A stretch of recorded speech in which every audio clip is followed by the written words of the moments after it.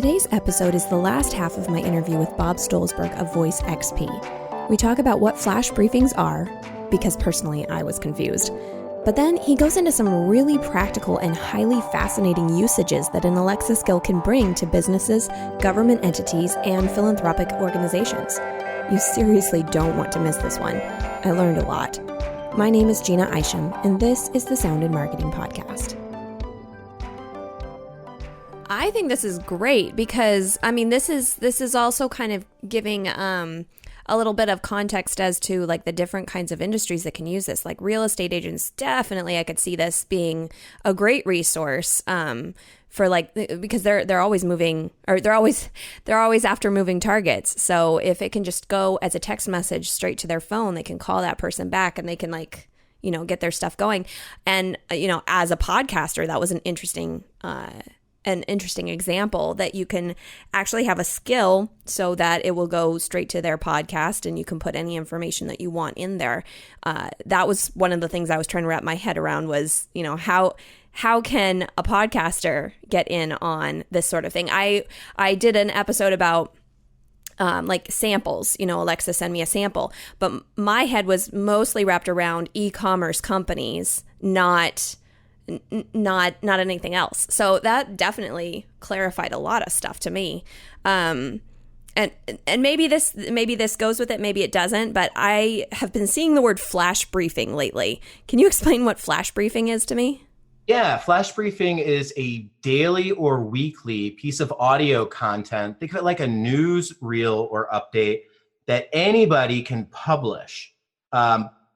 You can build one for free on voicexp.com and publish it to any of the countries that Alexa is available in.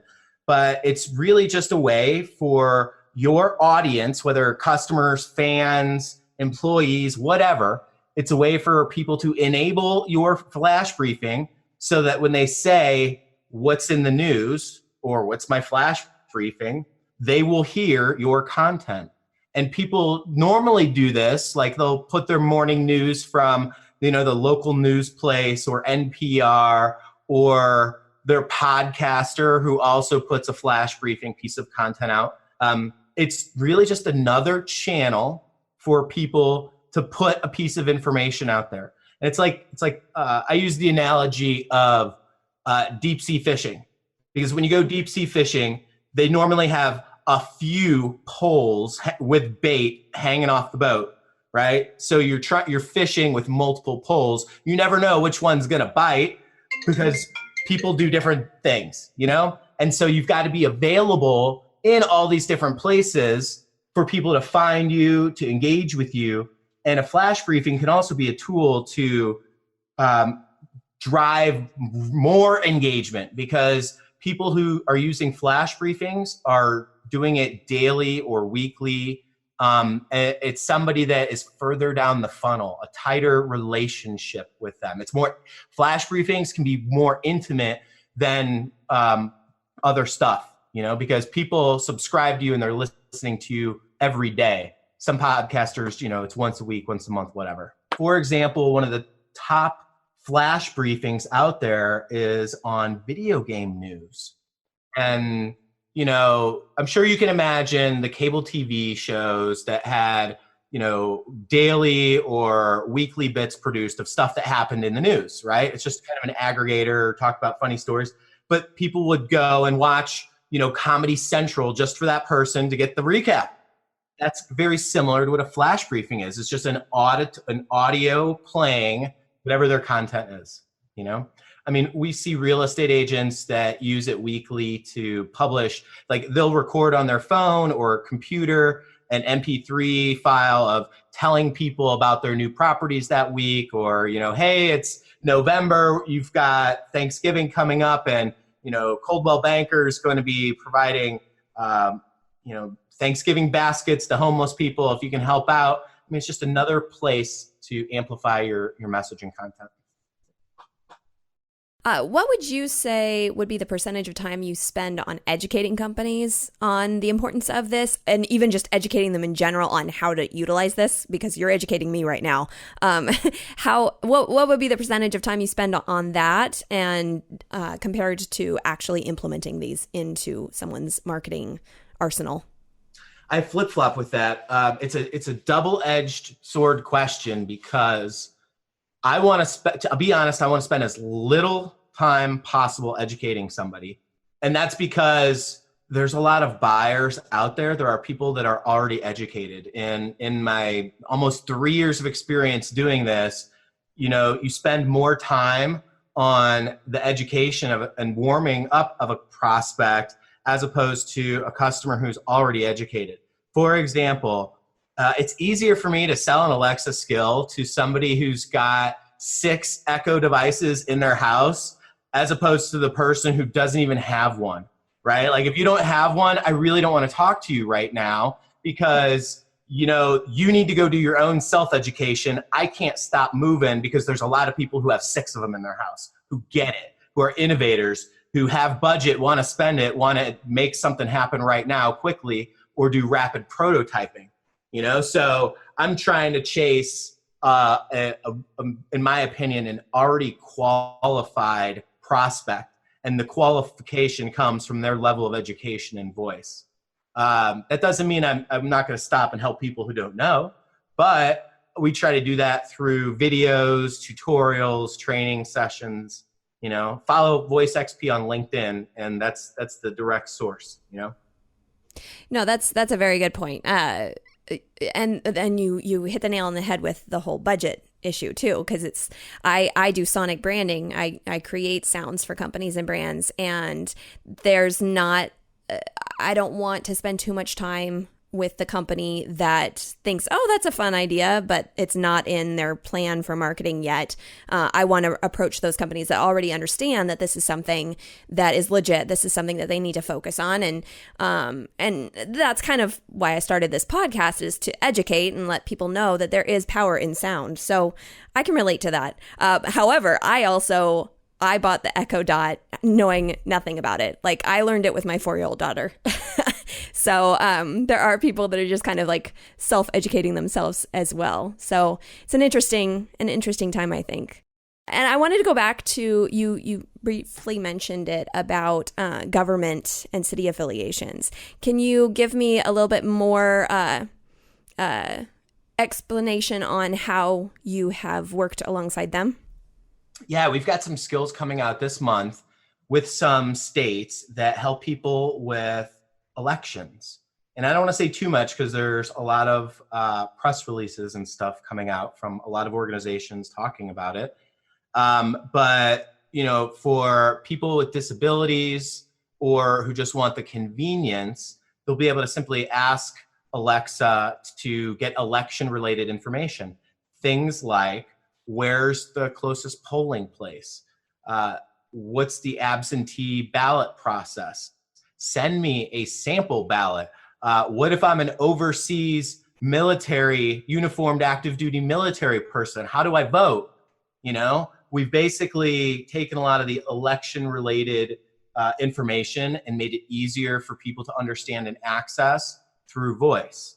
And along the way, we've worked with a couple other cities, municipalities, townships that are all looking for how can we use voice as a communications tool. Another use case that I know several people are budgeting right now to roll out next year is for emergency management and response. Because think of it, right? I mean, let's use the California wildfires as an example. If you live in California and your city has an Alexa skill that can send you a push notification and that saying, hey, there's an emergency, or that you can ask to get up to the second live or syndicated information about the fire and emergency, don't you think that makes sense? Because, I mean, it's dependent on the internet, but maybe it's too difficult for people to get that on a cell phone or a computer, and they can just ask Alexa. But more importantly, those by opting into those push notifications, I mean, there will be a day that will save a life.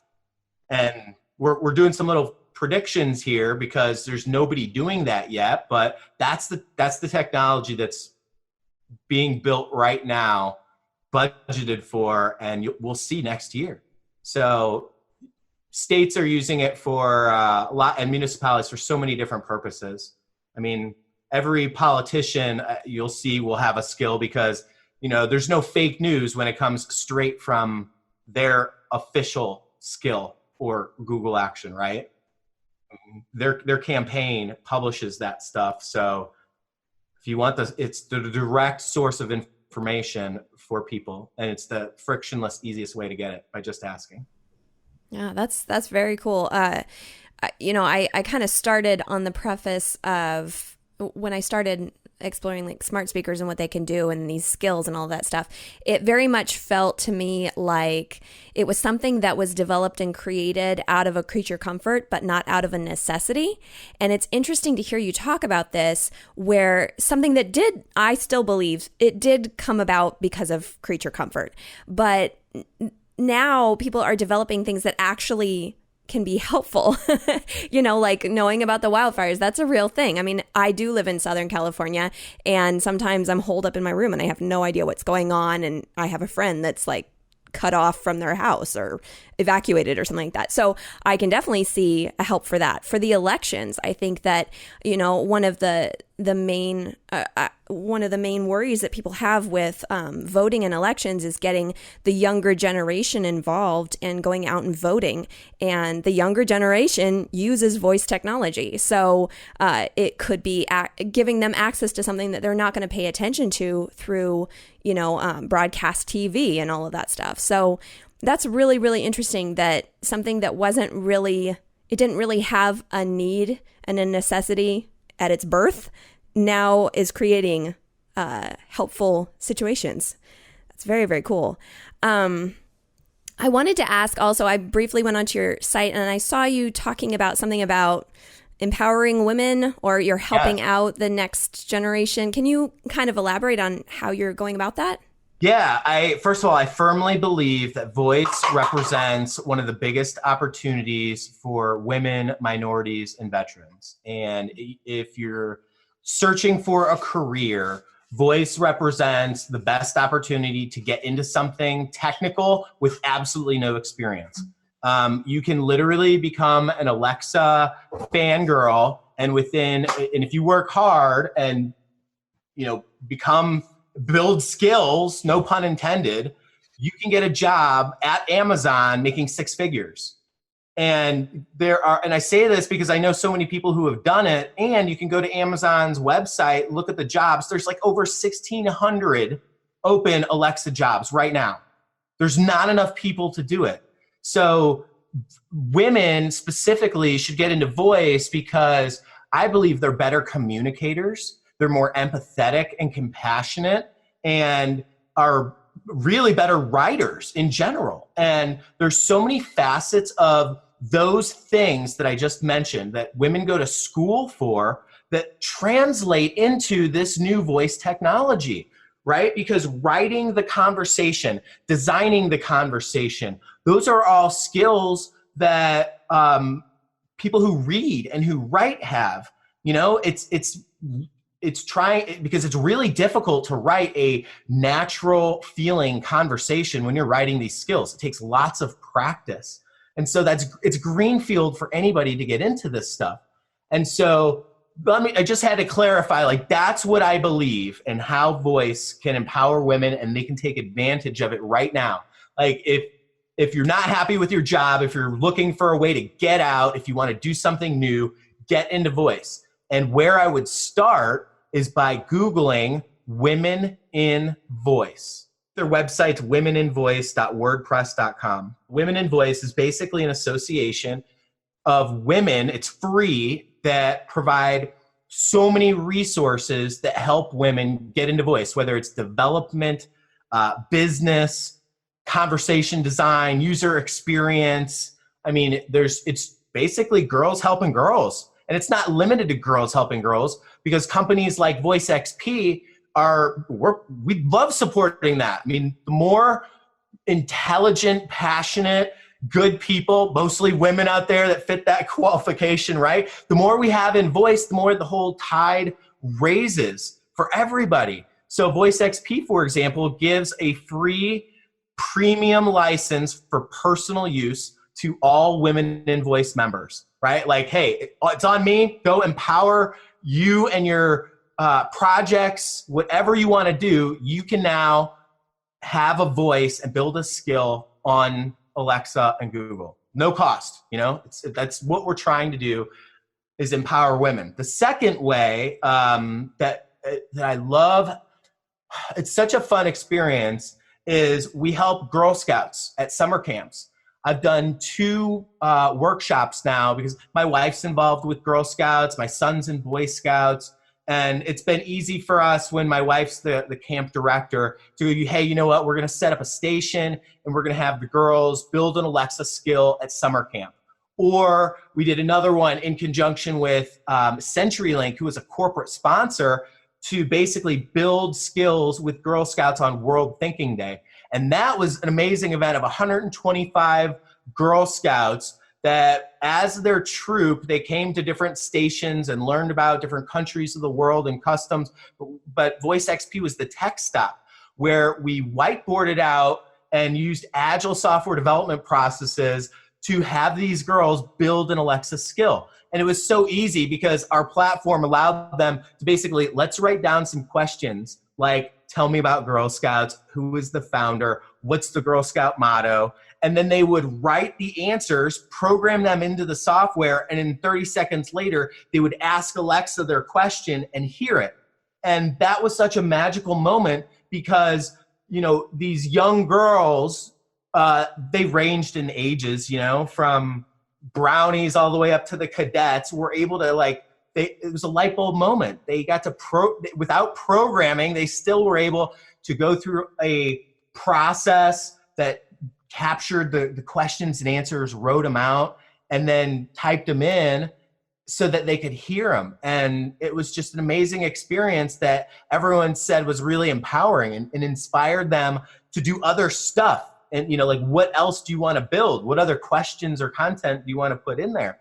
And so to close that loop, basically, helping women in voice, supporting organizations through our school district and through Girl Scouts are how we give back to help women get into voice. It's that simple, and I encourage others to do it because it's so rewarding and you'll have fun and learn a lot. That seriously blew my mind. I had never really considered that sort of stuff. And the fact that and I didn't think about this, but essentially voice tech is part of the STEAM program or the STEM program. That's really cool. I love it that you're helping with the Girl Scouts because, personally, I was terrible at math and science, and I hope that my daughter is wonderful at it, and I hope that she asks my husband for homework help. But I really don't want her experience with all of that to be the same as mine. I want hers to be a positive experience, and to think that voice tech could be a part of that. That's really, really cool. And it opens up so many possibilities because you can create so many different things. We see children building storytelling skills or questions and answers. My son built something that tells people where to drop in on Fortnite. Just gives you this little suggestion, or where, hey, I'm going to play this part of the game. Here's some tips I need to remember. So to quote that song from the 80s, I believe the children are our future. And they are. And if you give them the voice tools, let them build, and I'm amazed to see what they do. And they're the ones that are creating the future, and they're going to use this tech every day. Oh, absolutely. And they catch on to it so much faster than you and I did or do. That it just makes sense, I grew up in the time period where it was I didn't have technology when I was little, but I grew up as technology grew up. So I'm kind of in that weird spot. But everyone past me had tech They had all of these things. They didn't do, water balloon fights in the middle of the summer, in the cul-de-sacs or whatever. Like, they were like playing video games and things like that. So it's just a very interesting time to be living right now. And it's exciting to see what possibilities we have for our children, going forward. It's really, really cool. So if somebody wanted to get a hold of you, what would be the best way to do so? VoiceXP.com, just like it sounds, VoiceXP.com. We put a lot of great stuff out there. If you want to follow the social media feed, search for VoiceXP on LinkedIn.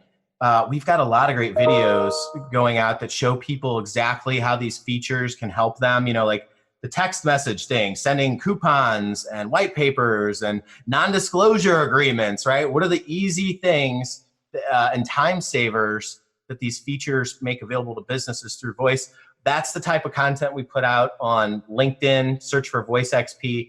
And then if you hit that, you'll find me on LinkedIn, and feel free to connect with me. I'd love to help you out, hear your story, collaborate, brainstorm. It's still early, so don't be shy to connect with me. LinkedIn's our primary source.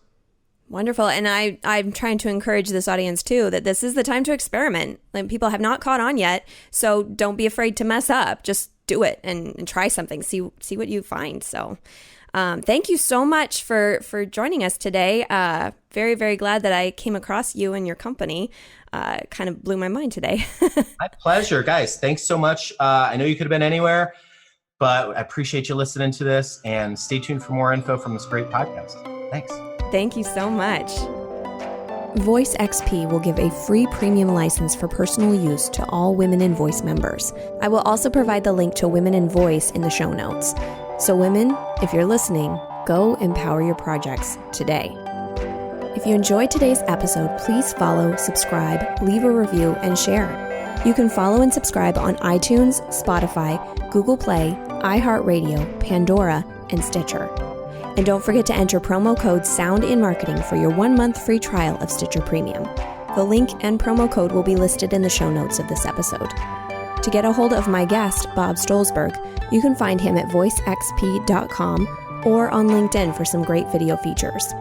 For inquiries on producing and developing your own podcast, or for inquiries on sonic branding and sonic branding consultation availabilities, you can find me on the Dreamr Productions website. That's www.dreamrproductions.com, LinkedIn, and Facebook. You can also email me at Jeanna, Jeanna, at dreamrproductions.com. The Sound and Marketing Podcast was produced by Dreamr Productions and hosted, written, and edited by me, Jeanna Isham. Let's make this world of sound more intriguing, more unique, and more on brand.